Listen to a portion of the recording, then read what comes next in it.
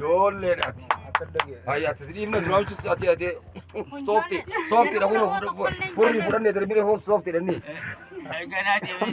Mesti satu aja mani. Ammo. Andira jangan juga cakap itu. Garega ni mas ani. Garega.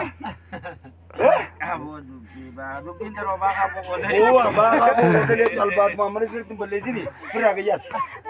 Siyem na po. Oo, dubine. Saja mo, hiya chabla ni. Oh, Yom ka chise bulan. Yom ka chise bulan. Eh, gago na raya tamu mana kan ambat yang kan tertolong tuh tuh mirim na kapat. Sabu dari cali jare pan. Akak jati. Ana to nyata nyane jare. Lubuya nyata nyate te. Ya lubuya. Gara ye nyane jare ni. Lal ga sahafa butuh kan mare chise te. Wah kan tuh ini jakam. Diri lagi aja kau. Angkani nyada na badu sini si. Woi, Maka gara bele itu. woi, gara kan mo. Woi. Awak dah lain kalau tinggal. Memang lubuya rugi nyane ni. Wallahi nyane lubuya.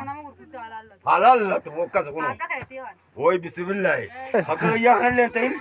Ni jira to ko jira na jira tila warna jira ti jira na jira. Kam ni jira. Warna sudah kam ni jira. Apa tu? Ana bikin nama jar sodda. Anjar sodda ti sudah kam ni jira la. Sambro ko ti ane bro ko. Ane bro ko ti. Jira karte duran. Ana raw ga ti chapte daga nyan du.